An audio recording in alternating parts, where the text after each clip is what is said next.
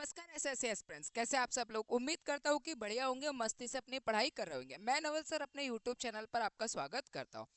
SSC aspirant जिनको English में डर लगता है उनके लिए मैं 1000 क्वेश्चन की सीरीज लेकर आया हूँ, जिसमें अपन 1000 प्लस क्वेश्चंस करने वाले हैं। आपका काम केवल इतना है कि जो भी क्वेश्चंस मैं करा रहा हूँ उन क्वेश्चंस को बहुत अच्छे तरीके से समझना और उसी में ही कहीं जो कॉन्सेप्ट मैं कराऊंगा, थ्योरी जो मैं बताऊंगा और क्वेश्चन करने का जो तरीका रहेगा वो सब नजर रखना है, जिससे कि आप उस क्वेश्चन को सॉल्व करने का भी सीख सको और आगे जाके अगर उसी तरीके का क्वेश्चन मिलता है तो आप वहां पर अप्लाई कर सको। ये सीरीज लगातार चलने वाली है, जो कि SSC, CGL, CHSL, MTS, GD और सीपी के लिए इंपॉर्टेंट होने वाली है। प्रीवियस ईयर क्वेश्चंस है, इसके अलावा डिटेल मैं एक्सप्लेन करने ही वाला हूँ एक एक क्वेश्चन के लिए, और एग्जाम ओरिएंटेड प्रैक्टिस है। ठीक है, चले बिना वक्त गवाए अपन पहला क्वेश्चन स्टार्ट करते हैं। जिन बच्चों को क्वेश्चन आए वो कमेंट करे और कहीं पर भी किसी भी प्रकार का डाउट हो तो भी कमेंट कर सकते हैं। चलिए देखिए, पहला क्वेश्चन लिखा है, you must either number one slash be regular with your studies, number two slash and study for longer period before the examination, number three और नो एरर फोर। सबसे पहले मैं आप लोगों को बता देना चाहता हूँ कि जो एरर के सेंटेंस होते हैं, जो बिगनर स्टूडेंट है जिनको अभी तक नहीं पता कि इंग्लिश में एरर कैसे करते हैं, उनको देखना। सबसे पहले जो सेंटेंस लिखा होता है ना, ये जो वन लिखा है ये हमारा सीरियल नंबर, ये सीरियल नंबर है। इसके आगे जो अपन बढ़ेंगे ना वो इसका पार्ट कहलाता है। अगर अपन को सेंटेंस आगे बढ़े ये दूसरा हो गया, फिर आगे बढ़े ये तीसरा हो गया, और फिर अपन इसके आगे और बढ़े और फोर्थ हो गया, और जो लास्ट होगा वो हमेशा अपने लिए क्या कहलाता है, नो एरर। नो एरर का मतलब दिए गए सेंटेंस में कहीं कोई गलती नहीं है। अब दिए गए सेंटेंस में कहीं कोई गलती नहीं है, ये सेंटेंस में आप बताना है, मतलब जहां मिस्टेक हो वो बताना है। सपोज दैट आपने सेंटेंस पढ़ा, सेंटेंस पढ़ने के बाद आपको लगता है कि पहले वाले में मिस्टेक है, तो आपका आंसर फर्स्ट वाला रहेगा, पहला रहेगा। आपको लगता है कि सेंटेंस पढ़ा, आपको लगा कि नहीं पहले वाले में नहीं है, मिस्टेक दूसरे वाले में, तो आपका आंसर दूसरा होगा। जिसमें मिस्टेक होगी वो पार्ट आपका आंसर होगा। पहले में नहीं है, दूसरे में नहीं है, आपको लगा कि नहीं इसके तीसरे पार्ट्स में जो है वो मिस्टेक है, तो आप तीसरे पार्ट में कर दीजिए, कोई दिक्कत नहीं है, तो आपका आंसर थर्ड कहलाएगा। अब आपने क्वेश्चन पढ़ा कि पहले में नहीं था, दूसरे में नहीं था, तीसरे में भी नहीं है, तो जब पहले में नहीं है, दूसरे में नहीं है, तीसरे में नहीं है, तो आपका जो आंसर जाएगा ना वो लास्ट जाएगा, वो रहेगा नो एरर। इसका मतलब जो सेंटेंस है दिया गया, जो सेंटेंस है उसमें कोई मिस्टेक नहीं है, यानी आपका आंसर तब आएगा जब उसमें मिस्टेक होगी, और आपका आंसर तब भी आएगा जब उसमें मिस्टेक नहीं होगी। ठीक है, तो जहां जिस पार्ट में मिस्टेक हो वो हमारा आंसर होगा। ठीक है, और भी सारी चीजें धीरे धीरे करके हम समझते चलेंगे। फिलहाल ये समझना कि जब कोई सेंटेंस लिखा हुआ है ना, उस सेंटेंस को अपन को पढ़ना और जिस पार्ट में मिस्टेक है वहां अपन को आंसर देना। ऐसे स्टूडेंट जिनको लगता है कि सर हमारी इंग्लिश अच्छी नहीं है, स्टार्टिंग से ही हम ग्रामीण स्कूल से पढ़े हुए हैं, हिंदी मीडियम से रहे हैं, और अब एसएससी का सपना है और एसएससी में जाने में कहीं ना कहीं इंग्लिश जो है हमें परेशान कर रही है, तो वो डर है नहीं। सबसे पहले अपना डर निकालो और इंग्लिश को पढ़ो, मजबूत करो और आगे बढ़ो। ठीक है, चलिए पहला क्वेश्चन, यू मस्ट आइदर, कोई भी क्वेश्चन उसको बहुत अच्छे तरीके से पहले आपको पढ़ना चाहिए। You must either number one slash be regular with your studies, आगे गए number two, and study for longer period before the examination, number three no error four. अच्छा, एक बात और बता देना चाहता हूँ, किसी भी स्टूडेंट को चाहे उसको इंग्लिश आती हो और इवन वो इंग्लिश सीख रहा हो, यानी कम आती, मैं एक बात बता देना चाहता हूँ, किसी भी बच्चे को कोई भी जो सेंटेंस लिखा हुआ है ना, जैसे एरर मिस्टेकन सेंटेंस है, तो हमेशा ध्यान रखना कि जाना इंग्लिश के चक्कर में नहीं पढ़ना। मैं पहले ही आपको मैं बता रहा हूँ, जाना इंग्लिश के चक्कर में आपको नहीं पढ़ना है कि भाई हाई प्रोफाइल आप इंग्लिश देख रहे हो, इंग्लिश जो है वो जाना हिंदी देख रहे हो, उसकी के हिंदी क्या होगी इसकी, you must either B regular with your study, आपको अपने स्टडी में रेगुलर रहना चाहिए, and study for longer period before the examination, क्योंकि एंड और एग्जामिनेशन से पहले आपको स्टडी करना चाहिए, नो एरर। तो सेंटेंस में जितना समझ में आ जाए उतना काफी है, कोई दिक्कत नहीं है। ये दोनों ही स्टूडेंट के लिए प्रेफरेंस है, चाहे ऐसा स्टूडेंट हो जिसको इंग्लिश अभी सीख रहे हो या सीखना हो, और या फिर ऐसा स्टूडेंट हो जिसको इंग्लिश आती हो, कोई दिक्कत नहीं है। दोनों मेजोरिटी के स्टूडेंट्स जो है वो इस बात को समझे कि जाना हिंदी के चक्कर में आपको नहीं पढ़ना है। ठीक है, चलिए अब जो सेंटेंस लिखा है ना, इस सेंटेंस में अपन को एरर लेना है। तो जब अपन इस सेंटेंस में एरर लेंगे तो you must either number one slash be regular with your studies, आपको अपने स्टडीज के साथ में रेगुलर रहना चाहिए, and study for longer period before the examination, और एग्जामिनेशन से पहले आपको अपनी स्टडी बहुत पहले से स्टार्ट कर देना चाहिए। ठीक है, अब यहाँ पर अपन को एक चीज मिल गया, क्या, आइदर।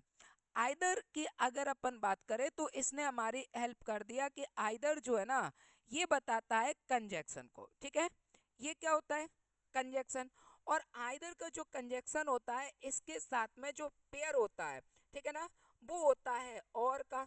तो हमें हमेशा ध्यान रखना है कि आइदर के साथ में और का यूज किया जाता है। आइदर के बाद में यहाँ देखा तो क्या लिखा, एंड, ये एंड नहीं आएगा, इसकी जगह पर क्या आएगा, और, क्योंकि आइदर के साथ में और आता है। और वहीं अगर अपन बात करें नीदर, तो नीदर के साथ में अपन किसका प्रयोग करते हैं, नॉर का। और इसके अलावा अगर आपको लिखा है नॉट ओनली, तो इसके साथ में यूज करते हैं अपन बट आल्सो। अगर आपको बट लिखा है बोथ, यानी कंजक्शन लिखा है बोथ, तो इसके साथ यूज करते हैं एंड का। कुल मिलाकर बात ये है कि जैसा कंजक्शन हो ना, वैसा ही उसका पेयर आता है। आइदर के साथ में और आएगा, नाइदर के साथ में यानी नीदर के साथ में नॉर आएगा, नॉट ओनली के साथ बट आल्सो आएगा, बोथ के साथ में एंड आएगा। तो यहाँ जो आइदर लिखा है इसके साथ में हम किसका प्रयोग करेंगे, और का। तो ये कौन से पार्ट में अपन आगे गए, कौन से में मिल गया, थर्ड में। इसका मतलब अपना आंसर क्या हो जाएगा, थर्ड। ठीक, आंसर क्या हो जाएगा, थर्ड। और ये क्वेश्चन जो है ना एसएससी सेक्शन ऑफिसर एग्जाम 1997, ठीक है, यानी 1997 में ये क्वेश्चन का क्वेश्चंस ऑलरेडी एसएससी में आ चुका हुआ है। मैंने आपसे पहले ही कहा था कि 1000 प्लस क्वेश्चंस की सीरीज को स्टार्ट कर रहा है।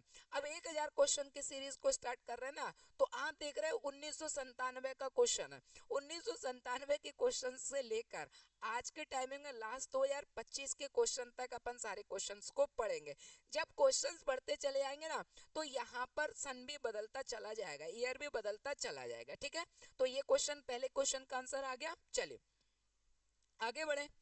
इसके बाद देखिए अगर अपन अगला question, the new taxation rates number one slash announce by the government. ठीक है, गवर्नमेंट के द्वारा जो नया टैक्स है उसकी रेट को अनाउंस किया गया, are bound to effect the export sector. और सबसे ज्यादा इससे जो प्रभावित होगा वो कौन होगा, एक्सपोर्ट सिस्टम जो है वो सबसे ज्यादा, सेक्टर जो है वो सबसे ज्यादा प्रभावित होगा। तो यहाँ पर प्रभावित होने के लिए इफेक्ट नहीं होगा, प्रभावित का सही मीनिंग होता है अफेक्ट। ठीक है, यानी प्रभावित होना, प्रभावित होना। तो यहाँ पर इफेक्ट की जगह हमें क्या लिखना है, अफेक्ट लिखना है। और ऐसा कौन से में, थर्ड में। इसका मतलब आंसर क्या हो गया, third, SSC section officer exam 1997 में। ठीक है, तो कई बार क्या होता है सेंटेंस में ग्रामेटिकली मिस्टेक होती है और कई बार मीनिंग का भी मिस्टेक हो जाता है, तो आपको सभी चीजों पर ध्यान लेकर चलना है। ठीक है, चलिए आगे बढ़े। इसके बाद अगर अपन अगला क्वेश्चन देखें, दीज डेज यानी इन दिनों jobs opportunity are not as better. इन दिनों में जॉब्स की जो अपॉर्चुनिटी है वो ठीक नहीं है। ठीक है, number one slash as they used to be, number two slash the early 70, जैसा कि 70s में हुआ करता था। अब सेंटेंस को पढ़ लिया अपन ने और सेंटेंस को कहीं ना कहीं उसका मीन्स भी समझ लिया। अब आते अपन ग्रामेटिकली कि भाई हमने सेंटेंस को पढ़िया, मिस्टेक कहाँ हो सकते हैं। These days job opportunity are not as better as. अब अगर अपन बेटर की बात करें तो ये हमारे लिए हो गया CDEA, यानी कंपैरेटिव डिग्री एडजेक्टिव। और वहीं अगर अपन एज का कंपैरिजन करें तो ये हो गया हमारे लिए पॉजिटिव डिग्री एडजेक्टिव। ठीक है, ये किसको बताएगा, पॉजिटिव डिग्री को। अब एक बात ध्यान रखना, अगर मैंने कहा कि मैंने लिखा डिग्री, तो यहाँ पर जो डिग्री लिखी है ना, ये डिग्री तीन होती है। एक होता है PDA, दूसरा होता है CDA, और तीसरे की अगर अपन बात करें तो तीसरा होता है SDA, यानी तीनों में अपन बात करते हैं। तो यहाँ फिलहाल जो आई है उसी की बात करेंगे, PDA की। PDA में जो यूज होता है वो होता है एज, या फिर अपन यूज करते हैं सो और एज। और इसके बीच में जो एडजेक्टिव होता है, इसका जो एडजेक्टिव होता है वो एडजेक्टिव बनता है गुड। ठीक है, एडजेक्टिव क्या बनेगा? गुड। यानी एडजेक्टिव से कभी भी डिग्री चेंज नहीं होगी, डिग्री से एडजेक्टिव चेंज होता है, इस बात को ध्यान रखना। आपके मन में अगर ये आ रहा हो कि सर बेटर के बेटर लिखा हुआ है, उसके अकॉर्डिंग अपन अगर इसको कंपैरेटिव माने तो देन का यूज कर लो। आगे कौन बैठा हुआ है? एस। तो कंपैरेटिव डिग्री को हम कंपैरेटिव डिग्री को प्रेफरेंस नहीं देंगे, हम देंगे प्रेफरेंस सो और एस को, जो कि पॉजिटिव डिग्री का है। और पॉजिटिव डिग्री का है तो यहाँ कंपैरेटिव एडजेक्टिव हटा देंगे, और कंपैरेटिव एडजेक्टिव हटाएंगे तो गुड का क्या, बेटर का क्या हो जाएगा? गुड।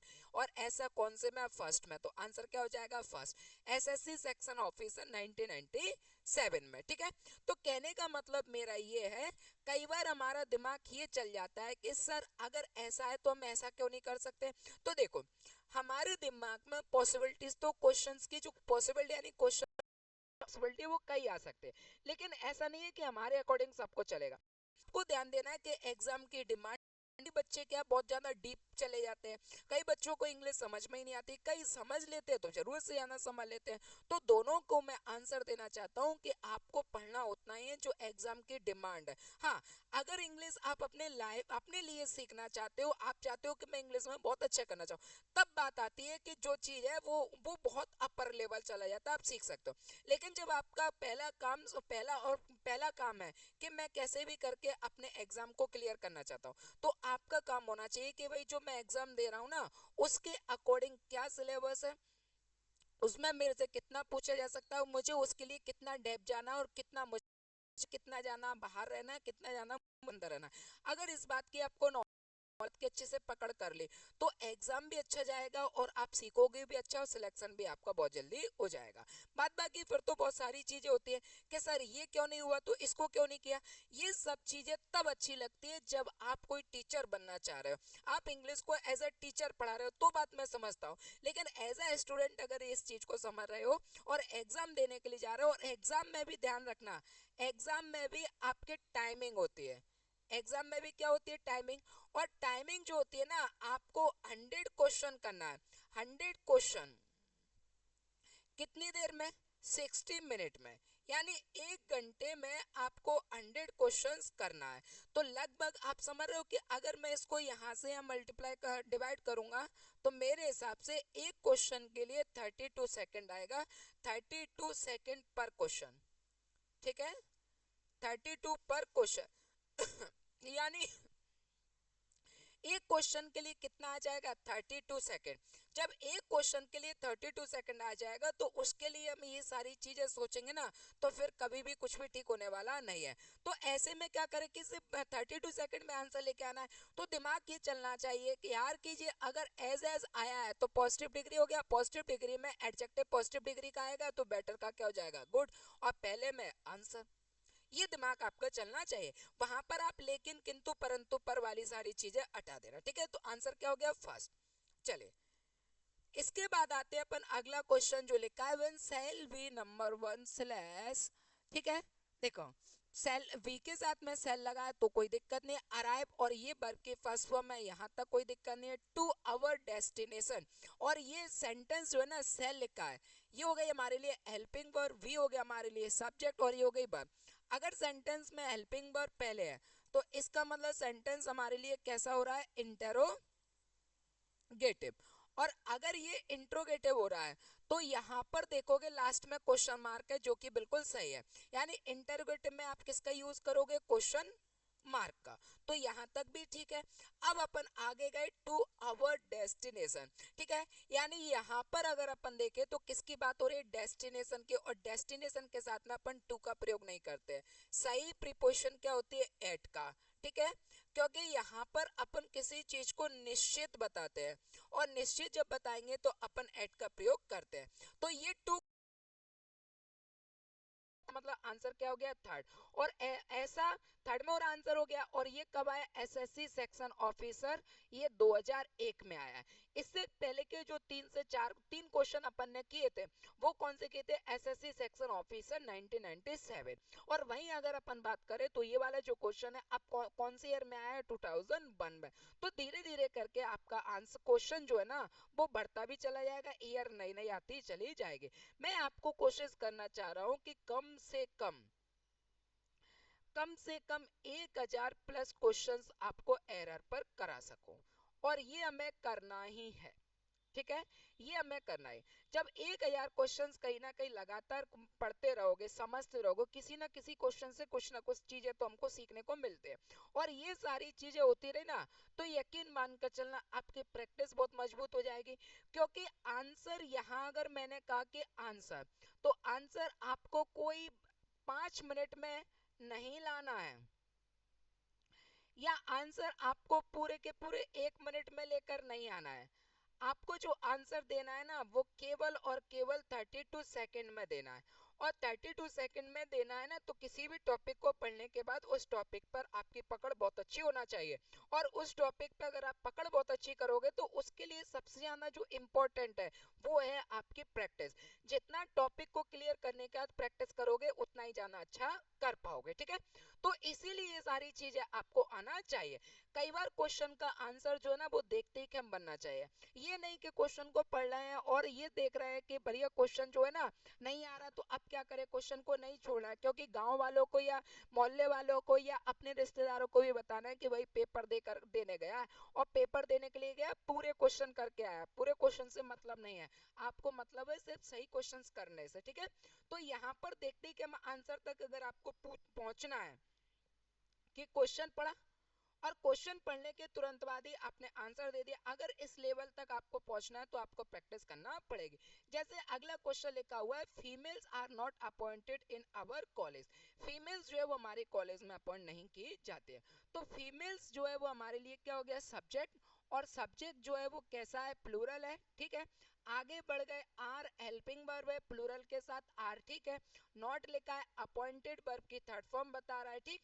इन, और ये लिखा है अवर कॉलेज, यानी हमारे कॉलेज में। तो प्रीपोजिशन की बात करें तो ये मैं बता रहा है कॉलेज में, तो इसका मतलब ये भी ठीक है, मतलब यहाँ ठीक है, यहाँ ठीक है, और यहाँ भी ठीक है, तीनों पार्ट में है ना, कोई मिस्टेक नहीं है। अगर ऐसी कंडीशन बनती है कि जहाँ पहले दूसरे तीसरे पार्ट में भी मिस्टेक नहीं है, तो हमारा जो आंसर है वो कौन सा जाएगा, फोर्थ वाला, यानी नो एरर। नो एरर मतलब दिए गए सेंटेंस में कहीं कोई मिस्टेक नहीं है, ठीक है। अब एक बात समझना, इस क्वेश्चन को जब मैं ऑफलाइन करा रहा था, बच्चे हैं, आपके दिमाग में भी डाउट आ जाएगा, इसमें क्या हो। डाउट का मतलब ये थोड़ी ना से कि डाउट सिर्फ अच्छा ही आए, डाउट तो गलत भी आ सकता है, कोई इसमें कोई बुराई नहीं है। माइंड को सिर्फ आप सोचोगे कि माइंड सिर्फ अच्छा ही सोचे, ऐसा कोई जरूरी नहीं है। माइंड नेगेटिव भी सोचेगा, उसको आपके नेगेटिव पॉजिटिव से कोई मतलब नहीं है। माइंड को सिर्फ मतलब है कि आपको काम कराना, आपको काम देना, ठीक है। तो बस वही चीज को समझना है कि बच्चे डाउट आ गया, अब उसने पूछ लिया। तो मैंने जब ये क्वेश्चन कराया और बच्चों से पूछा कि बताओ कहाँ कहाँ एरर है, तो सभी बच्चों के अलग अलग वो होते हैं, कि किसी ने कहा सर दूसरे में, वो कह रहा क्यों, क्योंकि आर के साथ अपॉइंटिंग होना चाहिए था, तो वो अपनी जगह सही होगा, उसके दिमाग में आया। अब एक की जगह पर आ गया सर इन आवर कॉलेज नहीं होगा, इन हर कॉलेज होगा, क्योंकि सी के साथ में हर आएगा। तो अलग अलग चीजें थी, मैं मना नहीं कर। एक तो और बड़े वाला निकला, वो जो बड़ा वाला निकला ना, वो फीमेल्स की जगह पर कह रहा था सर वुमन होगा। बस इतनी सी बात थी। उसने कहा कि सर जो फीमेल्स लिखा है ना, उसकी जगह पर वो पहले वाले में मिस्टेक है। मैंने कहा क्यों, पहले वाले में क्यों मिस्टेक है। बोला सर फीमेल्स नहीं होगा। तो मैंने कहा क्या होगा, फीमेल्स नहीं होगा तो फीमेल्स की जगह वुमन होगा, ठीक है। वो तो ये अच्छा है, वुमेन्स नहीं बोला, उसने सिर्फ वुमेन बोला। तो यहाँ पर फीमेल्स की जगह पर उसने क्या करना चाहा था, वुमेन करना चाहा, यानी वुमन होगा।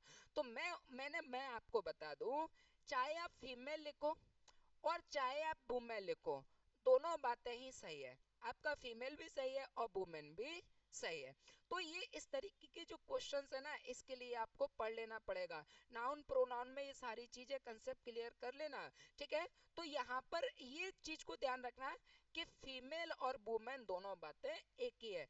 आप फीमेल्स का भी यूज कर सकते हो, वुमेन का भी यूज कर सकते हो। वुमेन में एस नहीं लगता, क्योंकि ये जो वुमेन लिखा है ये ऑलरेडी कैसा वर्ड है, प्लूरल है। और अगर ये प्लूरल है ना, तो इसमें कई बच्चे अगर उनका मन लगा ना, तो वुमेन्स लिख देते, जो कि अपने आप में कैसा है, गलत है। भाई वुमेन वुमेन ही होता है, ठीक है। हाँ, अगर सिंगुलर लिखना है तो WOMAN होगा, MAN मैन होता है, तो इसको अपन कहेंगे सिंगुलर। और अगर यही MEN में बदल जाए तो इसको अपन कहेंगे प्लूरल, ठीक है, इसको अपन क्या कहेंगे, प्लूरल। तो ये बात का ध्यान रखना, तो फीमेल्स हो या वुमेन हो, दोनों बातें एक ही है, इसलिए पहले में नहीं है, दूसरे में नहीं है, तीसरे में नहीं है, तो आंसर का क्या लगाया अपन ने, फोर्थ। फोर्थ मतलब नो एरर, ठीक है। चले आगे बढ़े। देखो अगला क्वेश्चन लिखा है the officer number 1 slash is angry on the clerk.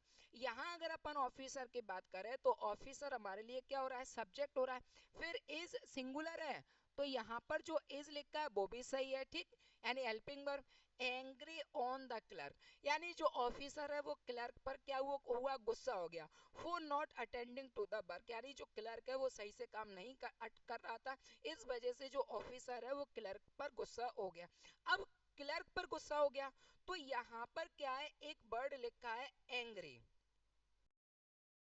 तो यहाँ पर जो एंग्री है ना, ये एक लिखा है एंग्री और एक होता है एंग्री एट, तो एंग्री एट होता है समवन, ठीक है, किसी पर, किसी पर।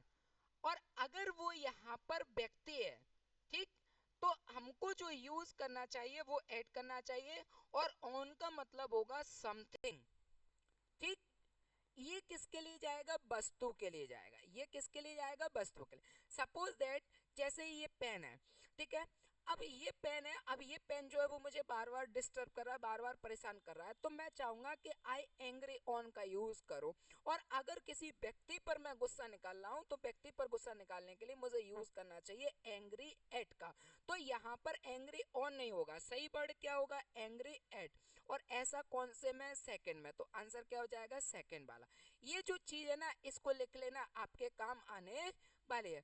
और क्वेश्चंस को सिर्फ इसलिए मत देखना कि ये क्वेश्चन आ चुका हुआ है, नहीं, क्वेश्चंस रिपीट होते होते रहते हैं। एसएससी को अगर आपने पूरे दिलो दिमाग से पढ़ना चाहते हो, दिलो दिमाग से उसे पास भी करना चाहते हो, तो एसएससी में एक बात ध्यान रखना, एसएससी रिपीट करता है, लगभग 40 to 60% तो रिपीट करेगा ही रहेगा, ठीक है ना। एसएससी निकालने वाले बच्चे अगर उनके वास्तव में है तो एसएससी के जितने भी प्रीवियस क्वेश्चन है उनको सबको रट मारो, सबको पढ़ डालो, प्रैक्टिस कर डालो, मतलब रटना इन द सेंस, मतलब क्योंकि आपको एक ही वर्ड समझ में आता है, रटना। अगर प्रैक्टिस कहूंगा ना तो आप कहोगे हाँ, एक बात और, अगर मैं 1000 क्वेश्चन की आपसे कहूं कि प्रैक्टिस लगाओ तो आपको क्वेश्चंस अलग लगेगा कि यार सर ने कितनी बड़ी बात कह दी है कि प्रैक्टिस करेंगे, वो भी हम, अरे नहीं हम तो क्वेश्चन एग्जाम डायरेक्ट जा कर देंगे।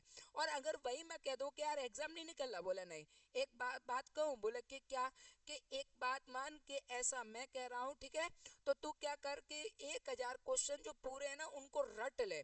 अगर रटने के लिए कह दूंगा तो आप रटने के लिए तो तैयार हो जाओगे, लेकिन वहीं पर मैं अगर प्रैक्टिस की कह दूं तो क्वेश्चन अलग हो।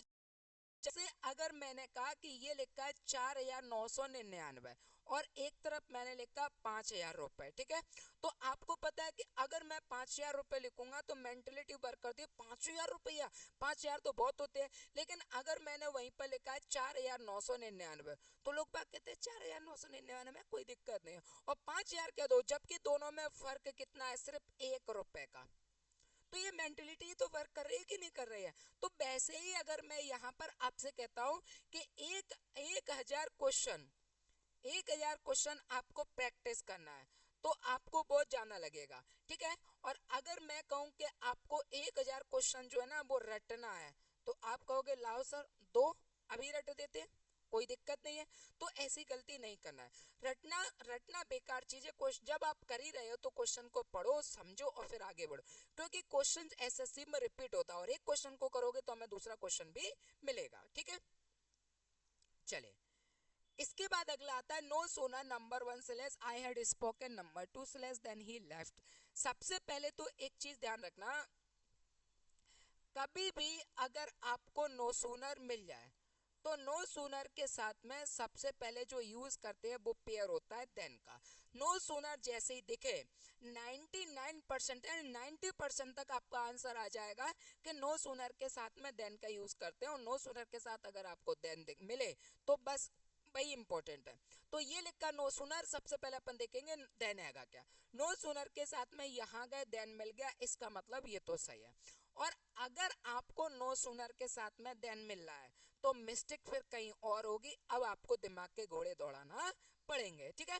तो यहाँ पर एक बात तो अच्छे तरीके से समझ गए कि नो सूनर के साथ में किसका यूज करते हैं, देन का यूज करते हैं, तो एक बात। अब अपन आ जाएंगे दूसरी बात पर कि सर दूसरा क्या होगा। तो आपको कभी भी अगर नो सूनर और नो सूनर के साथ में देन मिलता है तो इसमें एक रूल होता है, उस रूल को कहते हैं अपन inversion rule. Inversion rule follow होता है। इन्वर्जन रूल का कि सबसे पहले आपको लिखना नो सूनर और नो सूनर के बाद में आपको लिखना है हेल्पिंग वर्ब। तो हेल्पिंग वर्ब क्या आएगी, हेड, और फिर इसके बाद में आपको लिखना है सब्जेक्ट, और फिर इसके बाद में लिखना है वर्ब, देन ऑब्जेक्ट, और फिर इसके बाद में ये लिखा अपन है देन, और देन के बाद में यहाँ पर आ सेकंड टेंस, ठीक है। ये मैंने कहा सेकंड पार्ट ये हो गया। तो इन्वर्जन रूल का मतलब होता है, ठीक है, इन्वर्जन रूल का मतलब पहले हेल्पिंग वर्ब और फिर सब्जेक्ट और फिर इसके बाद में वर्ब और लास्ट में अपन इसको कहेंगे ऑब्जेक्ट। और एक मजे की बात ध्यान रखना कि इन्वर्जन जो होता है ना, इसमें पहले हेल्पिंग वर्ब होती है, फिर सब्जेक्ट होता है, फिर वर्ब होती है, फिर ऑब्जेक्ट होता है। बावजूद हेल्पिंग वर्ब होने के बावजूद, यानी पहले हेल्पिंग वर्ब होने के बावजूद भी इसमें क्वेश्चन मार्क नहीं आता है, इसको अपन कहते हैं इन्वर्जन। तो यहाँ गए अपन ने देखा आई, आई हमारे लिए क्या है, सब्जेक्ट, हेड क्या है हमारे लिए, हेल्पिंग वर्ब। तो ये सब्जेक्ट है और ये हेल्पिंग वर्ब है। हमें क्या चाहिए, पहले हेल्पिंग वर्ब फिर सब्जेक्ट। तो आप पहले क्या लिखोगे, हेड, और फिर लिखोगे आई, कौन से में, दूसरे में। तो इसका मतलब आंसर क्या हो जाएगा, सेकंड। आंसर क्या हो जाएगा, सेकंड, ठीक है। चलिए इसके बाद देखिए अगला, computer education number 1 in universities and colleges leaves much to be desired. Number 3 no error 4। Computer education हमारे लिए क्या हो गया, सब्जेक्ट, ठीक है। और सब्जेक्ट कैसा है, सिंगुलर। एक एक चीज को हमें ध्यान में रखना है, singular. In universities and colleges, अगर अपन इन दोनों की बात करें तो यूनिवर्सिटीज और कॉलेजेस दोनों जो ऑब्जेक्ट हैं, ये लिखा अपन है ऑब्जेक्ट, एंड से जुड़े हैं, और दोनों के दोनों कैसे हैं, ये प्लूरल है। और अगर ये प्लूरल है ना, और प्लूरल के साथ में ये सेम भी है, तो दोनों में कोई दिक्कत नहीं है। फिर अपन आगे गए कि computer education university and colleges, यानी कंप्यूटर की जो एजुकेशन है वो यूनिवर्सिटी और कॉलेजेस में, leaves must to be desires, जाना होना चाहिए। तो यहाँ पर क्या लिखा है, लीव्स, तो ये हो गया वर्ब की फर्स्ट फॉर्म प्लस एस या ईएस, जो कि अपने आप में कैसी है, सिंगुलर। ये अपने आप में कैसी है, सिंगुलर। इसका मतलब अगर सब्जेक्ट सिंगुलर है तो यहाँ पर वर्ब भी सिंगुलर है, पर यहाँ लिखा है मच टू बी डिजायर, और बढ़ाई जाना चाहिए। और यानी इस चीज को अपन को एक्सटेंड करना है, और एक्सटेंड करना है मतलब और लार्ज करना है, बढ़ाना है, तो मच का यूज नहीं होगा, हमें किसका यूज करना चाहिए, मोर, जाना बढ़ावा देना, जाना बढ़ावा, और ये अपन ने का देना। तो यहाँ पर मच की जगह किसका यूज करोगे, मोर का। और ऐसा कौन से में, थर्ड में। तो आंसर क्या हो जाएगा, थर्ड, एसएससी सेक्शन ऑफिसर 2001, ठीक है। चलिए इसके बाद अगर अपन आगे बात करें तो अगला लिखा है you will be prosecuted number 1 for bringing seeds into Australia. यहाँ पर इनटू का यूज नहीं करेंगे, या तो अपन इन का यूज करेंगे या फिर फ्रॉम का प्रयोग करेंगे, ठीक है। यानी आप कहाँ से सीड्स कहाँ से लेकर आए, ऑस्ट्रेलिया से या ऑस्ट्रेलिया में। तो यहाँ पर हो जाएगा कौन से में, थर्ड में। तो आंसर क्या हो जाएगा, थर्ड। देखो एसएससी सेक्शन ऑफिसर 2011, ठीक। चले आगे बढ़े। इसके बाद you must either tell me, आपने मुझसे कहा होता द होल स्टोरी और at least the first half of it. तो आपने देखा आपको क्या मिल गया, आइदर, और आइदर के साथ में आपको क्या चाहिए, और अगर अपन इन दोनों चीजों को देखेंगे तो दोनों चीजें तो सेम है, मिल रही है। तो आपको लगेगा कि एरर नहीं है, पर इसमें एरर है, समझना। जब आपके पास ये लिखा अपन है सब्जेक्ट, फिर अपन ने कहा हेल्पिंग वर्ब और मेन वर्ब, फिर अपन ने कहा कि ऑब्जेक्ट, ठीक है। अब यहाँ पर मैंने कहा सब्जेक्ट जो है ना वो आपके पास एक है, ठीक है। सब्जेक्ट आपके पास एक है, और हेल्पिंग वर्ब भी आपके पास क्या है, एक है। और ऑब्जेक्ट की अगर अपन बात करें तो आपके पास दो है। तो रखना चाहिए कि अगर सब्जेक्ट एक है, हेल्पिंग वर्ब एक है, लेकिन हमारे पास दो है, तो आपको जो आइदर और है, कोई भी कंजक्शन पेयर में आ रहा है, तो उन दोनों का यूज आपको दोनों ऑब्जेक्ट से पहले करना चाहिए। तो यहाँ पर यू मस्ट आइदर, आइदर के बाद क्या लिखा है, टेल, और टेल की अगर अपन बात करें तो ये क्या हो गई हमारे लिए, वर्ब। तो ये वर्ब है, और वर्ब दोनों ऑब्जेक्ट के लिए होगा, लेकिन आप देख रहे हो कि यहाँ जो वर्ब है ना, उससे पहले किसका यूज कर रहे हैं, आइदर का। अगर आइदर का यूज वर्ब से पहले कर रहा है, तो फिर और का यूज भी वर्ब से पहले होना चाहिए था। अगर आप आइदर का प्रयोग ऑब्जेक्ट से पहले कर रहे हैं, तो और का यूज भी ऑब्जेक्ट से पहले होना चाहिए था। जैसे मैंने कहा, यू कैन, ठीक है, सॉल्व, और ये मैंने कहा आइदर मैथ्स क्वेश्चन और इंग्लिश, और ये मैंने लिखा क्वेश्चन। अब आप समझना अच्छे से, आपके पास यहाँ पर अगर अपन बात करें, तो यहाँ पर आपके पास ये लिखा मैथ्स क्वेश्चन, ये आ गया आपका मैथ्स क्वेश्चन, और ये आ गया इंग्लिश क्वेश्चन। अगर इन दोनों की बात करें तो ये हमारे लिए क्या हो गया, ऑब्जेक्ट हो गया, तो ये ऑब्जेक्ट सेकंड हो गया, ठीक है, और ये जो ऑब्जेक्ट है ये फर्स्ट हो गया। तो आप देख रहे हो इससे पहले आइदर आ गया और इससे पहले और आ गया, यानी दो ऑब्जेक्ट है, दोनों के पहले आइदर और का यूज कर चुके हैं। और यहाँ पर सब्जेक्ट और कैन और ये सॉल्व, तो यहाँ पर ये सब्जेक्ट हो गया, ये हमारे लिए हेल्पिंग वर्ब यानी मॉडल वर्ब हो गई, मॉडल वर्ब, और ये हमारे लिए वर्ब हो गई। तो एक ही सब्जेक्ट है, एक ही वर्ब है और एक ही हेल्पिंग वर्ब है, पर ऑब्जेक्ट दो है। तो हमने क्या किया कि दोनों ऑब्जेक्ट के साथ में हमने कंजक्शन का यूज किया, बस वैसे ही यहाँ पर होना चाहिए था। जबकि यहाँ पर किया क्या है, उन्होंने टेल से पहले कर दिया, जो कि ग्रामेटिकली यूज के अकॉर्डिंग अगर अपन देखें गलत है। तो यहाँ पर कौन से में, पहले वाले में, तो आंसर क्या हो जाएगा, पहला वाला, ठीक है। चलिए आगे बढ़े। एक एक चीज आपको ध्यान देना पड़ेगी, और इंग्लिश में, इंग्लिश उतनी बेकार नहीं है जितना इंग्लिश को आपने बेकार बना कर रखा है। अगर आप समझोगे पढ़ोगे तो इंग्लिश आने लगेगी, कोई बड़ी बात नहीं है। The patient number 1 slash was accompanied number 2 with his friend. Question देखते ही क्या बनेगा कि accompanied जो लिखा है ना, इसके साथ में विद नहीं आता, accompanied के साथ में क्या आता है, बाय। तो यहाँ पर क्या हो जाएगा, थर्ड वाले में, तो आंसर क्या हो जाएगा, बाय। तो ये लिखा अपन है accompanied, ठीक है, accompanied, headed, led, ठीक है, governed। तो इन सब वर्ड के साथ में अपन किसका प्रयोग करते हैं, बाय का, और ऐसा कौन से में हो जाएगा, थर्ड में, क्योंकि विद का यूज नहीं करेंगे, बाय का यूज करेंगे, ठीक है। SSC section officer 2011। इसके बाद देखो अगला, the city dweller finds it difficult to pass away the time in village, ठीक है।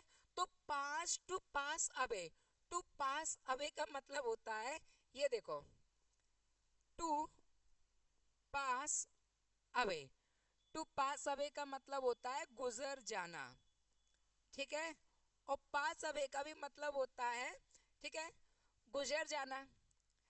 लेकिन यहाँ पर किसी की मृत्यु के लिए बात करेंगे, ठीक है, ये किसके लिए, मृत्यु, ये किसके लिए, मृत्यु। तो यहाँ पर टू पास होगा, पास अवे नहीं होगा, तो ये लिखा अपन ने टू पास, ठीक है, तो ये पास होने के लिए, पास होने के लिए। और जबकि टू पास की अगर अपन बात करें तो ये क्या होगा, टू डाई, ठीक है, ये किसके लिए होगा, टू डाई, यानी अपन कह सकते हैं किसी की मृत्यु यानी मर जाना या गुजर जाना। तो यहाँ पर अवे नहीं होगा, सिर्फ टू पास रखो तो ठीक है। और ऐसे कौन से में, सेकंड में, तो आंसर क्या हो जाएगा, second. City dweller finds it difficult, उनको काफी difficulty to pass the time, अपने समय को गुजारने में। वो खुद नहीं गुजर गए, अपने समय को अपने समय को गुजारने में, यानी वो विलेज जब गए थे, यानी सिटी ड्वेलर जो थे जब वो विलेज गए थे, उनको अपना जो समय था ना उसको पार करने में यानी पास करने में उन्हें काफी डिफिकल्टी हुई थी। अब सीधी सीधी सी बात है, जो शहर के लोग हैं, अगर गांव में जाकर उनको छोड़ दिया, अभी इतनी गर्मी में कोई एसी का बंदा उसको गांव में ले जाकर छोड़ दोगे तो क्या होगा, वो परेशान हो जाएगा। तो उसके लिए अपन पास अभी नहीं कहेंगे, सिर्फ टू पास कहेंगे, टू पास द टाइम, यानी उसे अपने समय को गुजारने में काफी परेशानियां हुई। ठीक, सेकंड में। इसके बाद देखो अगला क्वेश्चन था, fifth and final act of Macbeth contain the sleep walking scene. The fifth and final act, इन दोनों की बात करें तो ये हमारे लिए क्या हो रहा है, सब्जेक्ट हो रहा है। और अगर सब्जेक्ट हो रहा है ना, तो the fifth and final act, तो इसके आगे क्या लगा है, द। और अगर द लगा है तो ये वाला जो सब्जेक्ट है, ये दोनों सब्जेक्ट हमारे लिए क्या हो गए, सिंगुलर। और मैकबेथ, ठीक है, सिंगुलर हो गए, तो यहाँ पर आगे गए। फिर अपन ने और आगे देखा तो कंटेन हमारे लिए क्या है, वर्ब। और ये वर्ब की कौन सी फॉर्म है, फर्स्ट फॉर्म। अगर ये सिंगुलर है तो इसके साथ में हेल्पिंग वर्ब आ जाए या मेन वर्ब आ जाए, वो हेल्पिंग वर्ब और मेन वर्ब कैसी होगी, सिंगुलर होगी। और अगर सिंगुलर होगी तो कंटेन की जगह पर अपन को क्या यूज करना चाहिए था, कंटेन्स। तो आंसर क्या आ जाएगा, कौन से में, सेकंड में, तो आंसर हो जाएगा सेकंड वाला। जैसे मैंने आपसे कहा द, ये लिखा प्रिंसिपल एंड टीचर, ठीक है।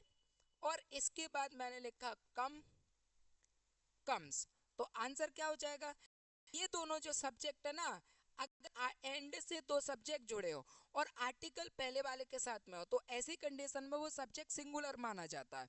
और अगर ये सब्जेक्ट जो है वो सिंगुलर माना जाएगा, तो इसके साथ में जो भी यहाँ हेल्पिंग वर्ब हो या मेन वर्ब हो, जो भी यहाँ आएगी वो भी कैसी मानी जाएगी, सिंगुलर मानी जाएगी।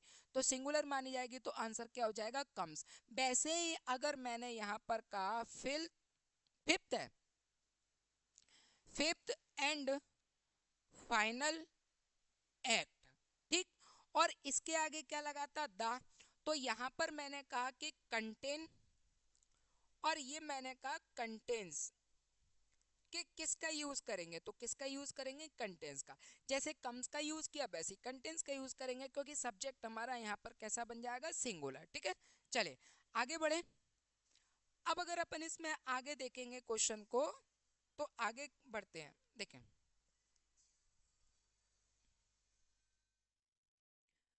One of the terrorists of Kashmir Ballet are shot dead. यहाँ क्या लिखा है, वन ऑफ लिखा है कि नहीं लिखा है। अगर यहाँ पर आप देख रहे हो कि वन ऑफ लिखा है, तो आपको ध्यान देना है कि वन ऑफ हमारे लिए कैसा होता है, सिंगुलर। ठीक है, और अगर ये सिंगुलर है तो इसके साथ में हेल्पिंग वर्ब हो या मेन वर्ब हो, वो भी कैसी रहेगी, सिंगुलर रहेगी। ठीक है, अब सिंगुलर रहेगी तो वन ऑफ द टेररिस्ट। अब कई बच्चे क्या होते हैं कि इसके आगे जो टेररिस्ट लिखा हुआ है उसको अपना सब्जेक्ट मान लेते हैं, नहीं। जब आपको कभी भी वन मिले, ठीक है, ईच मिले, आइदर मिले, इसके अलावा मिले, ठीक है, अगर इनके बाद में आपको ऑफ मिल रहा है, क्या मिल रहा है, ऑफ। और ऑफ का काम होता है सिलेक्शन कराना। अब ऑफ जो है वो सिलेक्शन कराएगा, तो सिलेक्शन कराने के लिए हमारे पास ऑब्जेक्ट कम से कम कितने होना चाहिए, दो। फिर दो से जाना हो कोई मतलब नहीं है, एक में से तो एक का सिलेक्शन हम करेंगे नहीं। सिलेक्शन करने के लिए कम से कम हमारे पास दो या दो से तो जाना होना ही चाहिए। तो यहाँ पर जो ऑब्जेक्ट बनेगा, ये ऑब्जेक्ट हमेशा कैसे रहते हैं, प्लूरल। ये ऑब्जेक्ट हमेशा कैसे रहेंगे, प्लूरल रहेंगे। ठीक है, ये ऑब्जेक्ट हमेशा कैसे रहते हैं, प्लूरल। ये लिखा अपन है ऑलवेज, ऑलवेज कैसे रहेंगे, प्लूरल।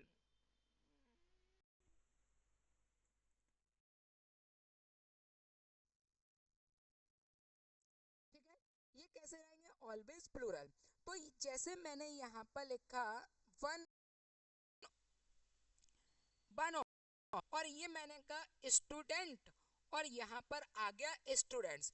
तो दोनों में अगर अपन बात करेंगे तो पहले किसका यूज करेंगे, स्टूडेंट्स का। अब यहाँ पर आगे कौन बैठा है, वन। अब वन क्या करेगा कि भाई इन स्टूडेंट्स में से किसी एक को सिलेक्ट कर लेगा, यानी बहुत सारे लोगों में से जब हम किसी एक की बात करते हैं तो वो कहलाता है हमारे लिए वन ऑफ, यानी सिलेक्शन। और सिलेक्शन क्या होगा, जैसे मान के चलिए कि मैंने कोई टेस्ट कंडक्ट किया और टेस्ट की मैंने कह दिया कि कल टेस्ट होगा, उसमें बहुत सारे स्टूडेंट आ गए और बहुत सारे जो स्टूडेंट्स आए हैं वो लगभग मैंने कहा कि 100 प्लस आ गए, तो 100 प्लस स्टूडेंट मेरे लिए क्या माने जाएंगे, प्लूरल। लेकिन उसमें से किसी एक बच्चे ने टॉप किया, तो भाई वो क्या हुआ, उन 100 स्टूडेंट्स में से एक निकल कर आया। तो जब हम उन बहुत सारे स्टूडेंट्स में से किसी एक को निकालते हैं ना, तो वो निकला हुआ हमारा एक सब्जेक्ट माना जाता है। तो क्योंकि इनका मतलब होता है इनमें से कोई एक, इनमें से कोई एक, इसका मतलब क्या होगा,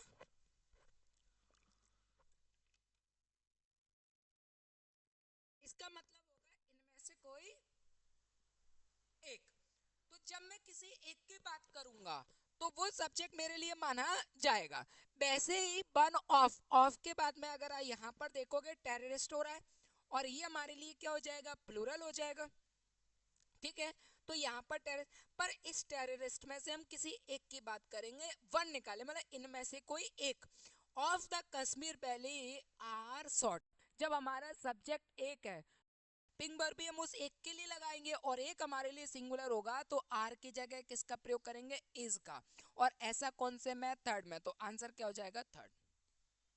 ठीक है, यही क्वेश्चन एसएससी सेक्शन ऑफिसर 2003 में आया हुआ है। कहने का मतलब ये है कि जब क्वेश्चन वन ऑफ है, ईच ऑफ है, आइदर ऑफ है, नाइदर ऑफ है, इनसे अगर आ जाए तो हमेशा याद रखना कि ऑफ के बाद में सिलेक्शन कराएंगे ना तो जो ऑब्जेक्ट होंगे वो हमको प्लूरल चाहिए। ठीक है, चलिए इसके बाद 10 kilometres is a long distance to walk. 10 kilometres है, डिस्टेंस है, रकम है, अमाउंट है, ये सब सिंगुलर माने जाते हैं और सिंगुलर के साथ सिंगुलर हेल्पिंग वर्ब है, कहीं कोई दिक्कत नहीं। इसका मतलब सेंटेंस क्या है, नो एरर। तो आंसर हो जाएगा fourth, SSC section officer 2003। I saw him, number one slash I हमारे लिए किसका काम करेगा बेटा, सब्जेक्ट का। सो क्या है, वर्ब की सेकेंड फॉर्म, हिम क्या हो गया, ऑब्जेक्ट, मैंने उसे देखा a couple of times. Since में, अब यहाँ पर आ गया सिंस और ये हो गया में। सिंस के अगर अपन बात करेंगे तो ये हमें बताता है प्रेजेंट परफेक्ट टेंस के बारे में।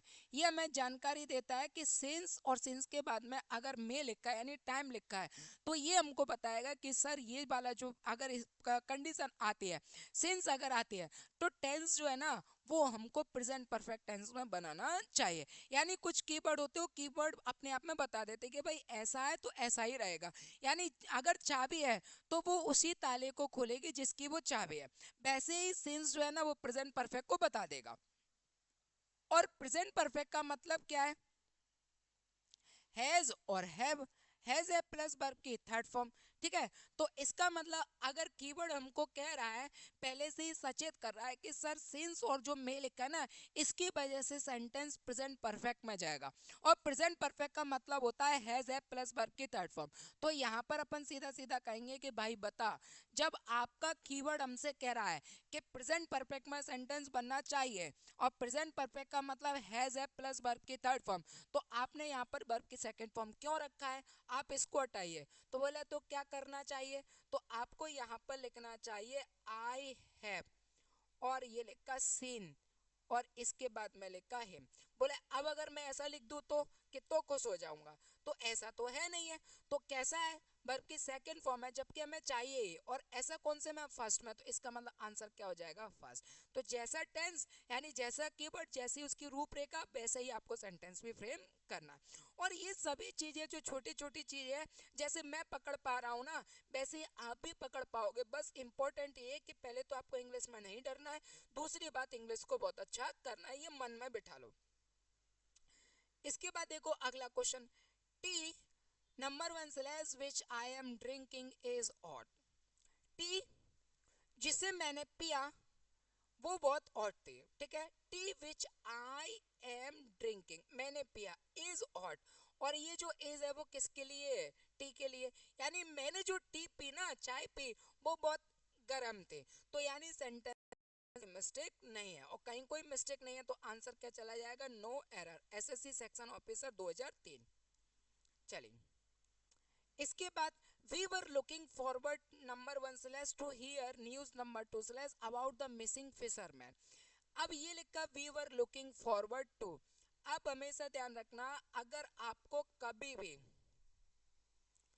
लुकिंग फॉरवर्ड टू मिल जाए, ठीक है, तो इसके बाद में अगर आपसे मेन वर्ब पूछा जाए तो वो मेन वर्ब हमेशा फोर्थ फॉर्म में रहेगी, ठीक है। कौन से फॉर्म में रहेगी, फोर्थ फॉर्म में। तो यहाँ पर हियर की जगह फोर्थ फॉर्म क्या हो जाएगा, हियरिंग न्यूज। अच्छा ऐसा कौन से में, सेकंड में, तो आंसर क्या हो जाएगा, सेकंड वाला।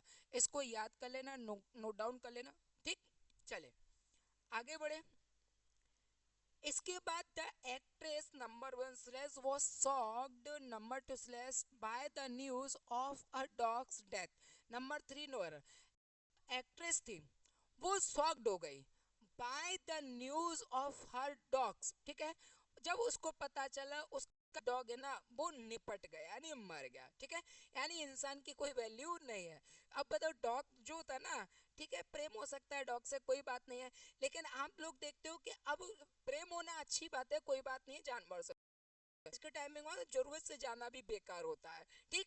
तो एक्ट्रेस वॉज शॉक्ड, एक्ट्रेस जो थी वो शॉक्ड हो गई बाय द न्यूज। तो यहाँ पर शॉक्ड के साथ में अपन टू का यूज करते हैं पैसे बॉयज में, और ऐसा कौन से में, थर्ड में। तो आंसर क्या हो जाएगा, थर्ड वाला। The actress was shocked to the news of her dog's death. कुछ सेंटेंस आपको देखते ही कैम बनेंगे, बस आपको उसकी प्रैक्टिस करना और आगे बढ़ते चले जाना, ठीक है। इसके बाद देखिए अगला question, John would have told number 1 you the truth, ठीक है, if you had ask him. बहुत बढ़िया क्वेश्चन है, ठीक है। देखो सेंटेंस में अगर अपन यहाँ देखेंगे तो पहले ये मिल गया इफ, तो अपन ने देखा कि सबसे पहले इफ को लेकर आओ, और इफ के साथ में दो टेंस बनते हैं, फर्स्ट टेंस और ये मैंने कहा सेकंड टेंस। फर्स्ट टेंस और सेकंड टेंस, फर्स्ट में अगर अपन बात करें ना, तो अगर इफ दिया है तो इफ के साथ में वर्ब की third form, ed plus verb की थर्ड फॉर्म है, तो दूसरे वाले में आपको यूज करना है वुड हैव, और वुड हैव प्लस वर्ब की थर्ड फॉर्म, ठीक। अब इनका सीक्वेंस भी चेंज हो सकता है, दूसरा वाला पहले आ सकता है, पहला वाला बाद में जा सकता है, कोई दिक्कत है। तभी मैंने यहाँ पर इफ देखा, तो इफ के बाद में यू आ गया, सब्जेक्ट हो गया, हैड हैज आस्क्ड हो गया, ठीक। ये जॉन लिखा है, वुड हैव लिखा है, टोल्ड लिखा है, तो ये आ गया। अब आपको देखना क्या है, इस बात को समझना। इफ से तो मुझे ये पता चल गया कि मेरा जो सेंटेंस है ना वो इसमें बनेगा, इफ से मुझे पता चल गया कि मेरा जो सेंटेंस है वो इसमें बनेगा, ठीक है। अब मुझे मिस्टेक निकालना है, तो मैंने देखा कि इफ के साथ में हेड प्लस वर्ब की थर्ड फॉर्म हो तो वुड हैव प्लस वर्ब की थर्ड फॉर्म आएगा दूसरे वाले में। अगर मैं इसको ये कह दूं कि दूसरे वाले सेंटेंस में अगर आपको वुड हैव प्लस वर्ब की थर्ड फॉर्म मिल जाए तो पहले वाले सेंटेंस में हेड प्लस वर्ब की थर्ड फॉर्म आएगा, कह सकता हूँ कि नहीं कह सकता हूँ, ठीक है। और अगर ऐसा है तो आप देखोगे यहाँ पर क्या लिखा है, हैज, जबकि चाहिए क्या, हेड, तो यहाँ पर आंसर क्या हो जाएगा, हेड, ठीक है। और ऐसा कौन से में, थर्ड में, तो आंसर क्या हो गया, थर्ड। अच्छा एक तरीका और,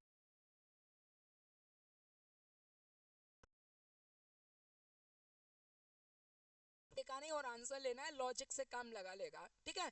तो लॉजिक आपका 32 सेकंड से भी कम में काम कर जाएगा।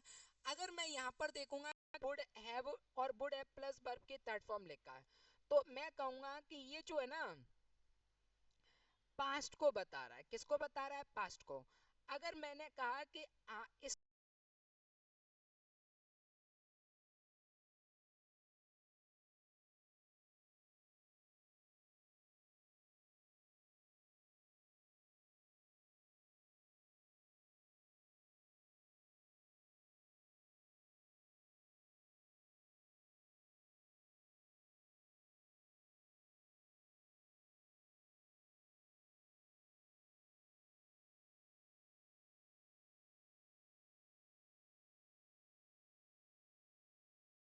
आधा टेंस प्रेजेंट में तो पूरा टेंस प्रेजेंट में जाएगा, अगर आधा टेंस पास्ट में तो पूरा टेंस भी किस में जाएगा, पास्ट में जाएगा। बस इतनी सी बात का ध्यान रखना।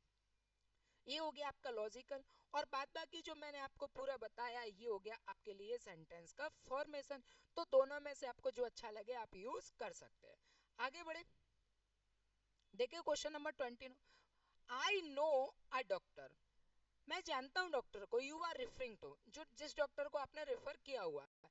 तो अगर कंडीशन ऐसी बनती है कि आई नो अ डॉक्टर, ठीक है, यू आर रेफरिंग टू, आप जिसे रेफर कर रहे हो उस डॉक्टर को मैं जानता हूँ, तो इसका मतलब उस डॉक्टर को अपन प्रेफरेंस कर चुके हैं, पहले से ही अपन को पता है। तो ऐसी कंडीशन में अपन आर्टिकल द का यूज करते हैं। तो आई नो द डॉक्टर, मैं उस डॉक्टर को जानता हूँ जिसके बारे में आप बात कर रहे हो। यू आर रेफरिंग टू, ठीक है, जिसको आपने रेफर किया मैं उस डॉक्टर को जानता हूँ। तो यहाँ पर एक की जगह क्या जाएगा, दा हो जाएगा। कौन से में, सेकंड में। आंसर क्या हो जाएगा, सेकंड। ठीक, इसके बाद देखो, टू डाई विथ ऑनर, ईमानदारी से मर जाना, is better then, is better, better की अगर अपन बात करें तो ये हो गया हमारे लिए सी डी ए, और देन लगा है तो देन वही सी डी हो गया कंपैरेटिव डिग्री एडजेक्टिव, और बेटर के साथ देन लगा है, यहां तक भी कोई दिक्कत नहीं है। लिव विथ डिसऑनर, ईमानदारी से मर जाना, ठीक है, ईमानदारी से मर जाना बेहतर है क्या, बीमार बेईमानी से जीवित रहने से। ठीक है, लेकिन ऐसा करता कौन है? कुछ बातें सिर्फ दीवार पर ही अच्छी लगती है, कुछ बातें सिर्फ शास्त्रों में ही अच्छी लगती है, पर एक्चुअल में अगर उनको अपना लेना तो कहने की जरूरत ही नहीं पड़ेगी।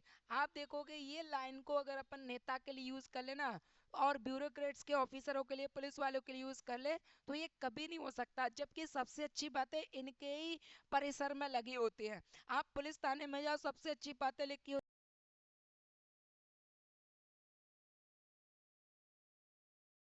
वो दवा इतनी महंगी कर देता है कि दुआ देने की जरूरत ही नहीं पड़ती है। समझ गए ना? तो ये सारी चीजें जो होती है, करता वही है जो बोलता है।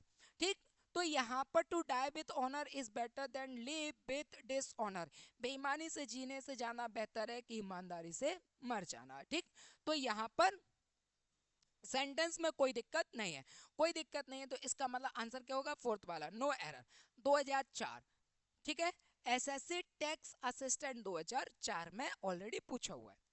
इसके बाद देखो अगला question, it is I who is to blame number two slash for this bad situation, ये मैं हूं जिसने आपको इस बैड सिचुएशन के लिए ब्लेम किया। सिंपल सा क्वेश्चन है, ये आ गया हु की अगर अपन बात, वो हमारे लिए होता है रिलेटिव प्रोनाउन, रिलेटिव प्रोनाउन। और रिलेटिव प्रोनाउन में क्या होता है कि इसके बाद ये मैंने लिखा हु, ठीक है, हु के बाद, हु के बाद मुझे क्या चाहिए, हेल्पिंग वर्ब या मेन वर्ब। तो मैं कहाँ देखूंगा, हु से पहले, मैं कहाँ देखूंगा, हु से पहले। अगर मैं हु से पहले देखूंगा तो मुझे देखना है सब्जेक्ट। ठीक है, अब मान लीजिए कि ये जो सब्जेक्ट है अगर सिंगुलर है तो यहाँ जो हेल्पिंग और मेन वर्ब आएगी वो कैसे आएगी, सिंगुलर। और अगर ये सब्जेक्ट जो है ना वो मेरा प्लूरल है तो यहाँ जो हेल्पिंग और मेन वर्ब आएगी वो कैसे आएगी, प्लूरल आएगी। क्योंकि हु रिफ्लेक्ट करता है अपने पहले पहले वाले सब्जेक्ट लिए, यानी अपने इंसिडेंट सब्जेक्ट के लिए। तो यहाँ पर इंसिडेंट जो सब्जेक्ट है ना वो कौन सा है, उससे पहले क्या है, आई। तो इट इज आई, ये मैं हूं। Who is blame, who is to blame, जिसने ब्लेम किया फॉर दिस बैड सिचुएशन, इस बैड सिचुएशन के लिए। तो मैं हूं ना भाई, सब्जेक्ट तो मैं हूं, सब्जेक्ट तो आई है। और सब्जेक्ट अगर आई है तो मेरा सब्जेक्ट आई है तो हेल्पिंग और मेन वर्ब आई के अकॉर्डिंग लगेगी। तो यहाँ पर इज की जगह पर क्या हो जाएगा, एम। कौन से में, सेकंड में। तो आंसर क्या हो जाएगा, सेकंड। एसएससी टैक्स असिस्टेंट 2004 में आया हुआ है। आपके काम की चीज ये रही। ठीक, इन सब चीजों को नोट डाउन कर लेना, इंपॉर्टेंट है। Gauri told me number one slash his name after she left, after लिखा है ना तो आफ्टर के बाद, आफ्टर के बाद, आफ्टर के बाद वाला जो टेंस है ना वो बनेगा पास्ट परफेक्ट। और पास्ट परफेक्ट का मतलब होता है हेड प्लस वर्ब,